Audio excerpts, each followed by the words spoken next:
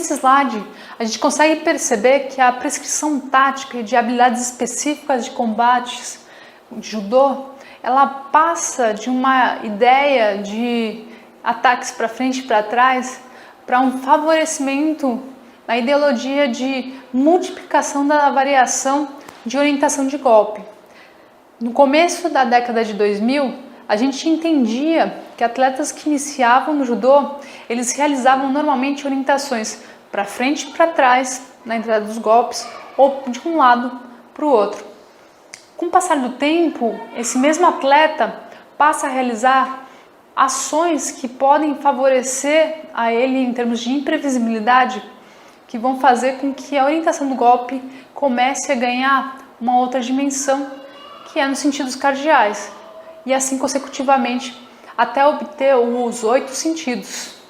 Então, quando a gente analisa atletas olímpicos, a gente consegue visualizar com bastante frequência que esses atletas utilizam de 6 a 8 orientações atualmente, e não apenas 3 orientações, como a gente consegue observar aqui dentro desse slide.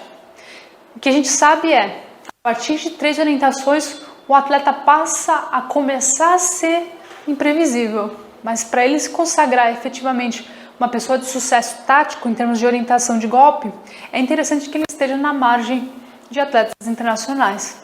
E para isso é importante fazer o treinamento próprio para diversificar a orientação de um golpe, assim como aumentar os tipos e o número de golpes realizados dentro de combate competitivo. Nesse mesmo slide vocês conseguem observar a diferença entre homens e mulheres em termos de orientação de golpe. Mulheres realizam mais golpes para frente e para a esquerda mulheres realizam mais golpes para frente e para a esquerda quando comparadas com homens.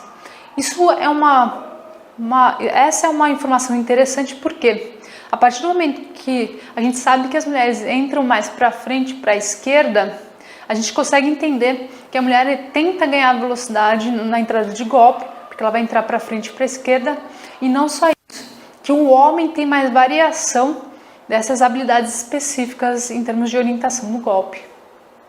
Muito bem, quando a gente fala sobre o golpe, lembra que a gente estava conversando desde o início desse módulo que ele tem que ser um pouco desmembrado do tipo de alavanca?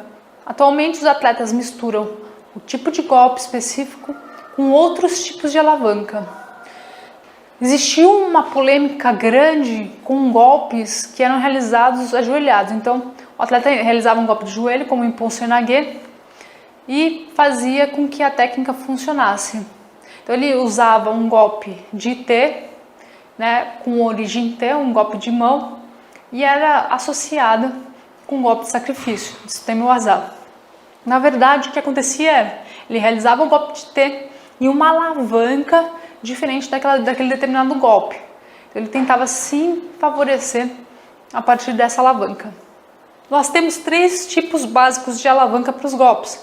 Uma que se chama interfixa, como vocês podem observar aqui nesse slide, que vai ter um ponto fixo bem no meio, entre a potência e a resistência, que são aplicadas na mesma direção. Nós temos uma outra alavanca que se chama interpotente, que tem um ponto fixo em uma extremidade e a potência e a resistência aplicadas em direções contrárias na outra extremidade.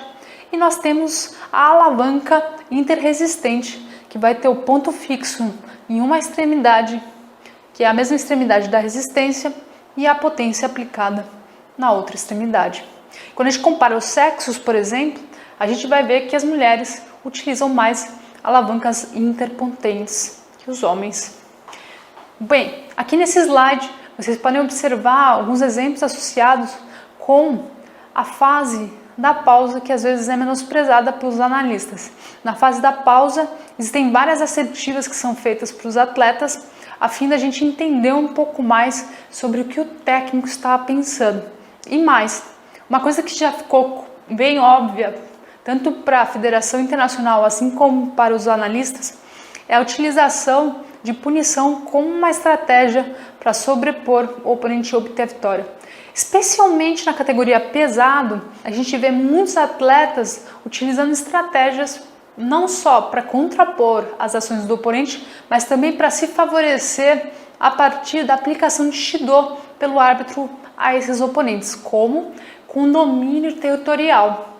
Existe um artigo da década de 70 realizado lá na França que os autores avaliavam o domínio de território pelos atletas. Uma coisa interessante para se saber é que quanto mais periférica a luta, maior é a vulnerabilidade dos atletas para possíveis golpes, possíveis derrotas. Então, se a gente observar de uma maneira fria, esse artigo da década de 70 que observa que tem maior número de golpes na região lateral da área, ele consegue nos revelar que os atletas perdem a atenção concentrada e começam a utilizar a atenção alternada para os outros fenômenos que acontecem ao redor do combate competitivo. Isso faz com que eles possam ter uma possível projeção, uma possível queda, assim como uma possível punição por sair da arena de combate competitivo. E é uma estratégia muito utilizada por combatentes do peso pesado, especialmente porque existe um domínio territorial aí também implícito dentro da competição. Atletas do peso pesado hoje em dia obtêm vitória durante o tempo máximo de combate e no Golden Score às vezes conseguem se consagrar vitoriosos pelo fato de conseguir realizar uma punição forçosa no oponente. Nesse slide vocês podem observar outro exemplo, que é um exemplo de ação defensiva. Nessa época, nos jogos de 2012 e 2016, a gente não tinha tanto contra-ataque quanto hoje com a modificação das regras. Nessa época, o contra-ataque tinha uma demanda muito similar entre homens e mulheres, mas efetivamente homens e mulheres utilizavam muito mais Tai Sabaki para a direita e para a esquerda e mais. Como as lutas são homogêneas em nível internacional, a gente consegue entender que esse Tai Sabaki também era associado com golpes não efetivos para que os atletas pudessem entrar numa fase de combate de solo, criar uma certa vantagem em determinados pontos específicos do combate. Principalmente mulheres eram favorecidas pelo combate de solo. Categorias mais pesadas também mostram uma diferença grande entre as vitórias que são obtidas no solo e as vitórias que são obtidas no solo por categorias mais leves. Então, quando a gente entende o combate como ele é e algumas limitações em termos de aptidão física, especialmente porque são atletas muito homogêneos, a gente também consegue entender que existe uma criação de estratégia alternativa, um favorecimento de um combate, de um tempo de combate ou de uma fase de combate que antes não era tão utilizado no judô, que é o combate solo.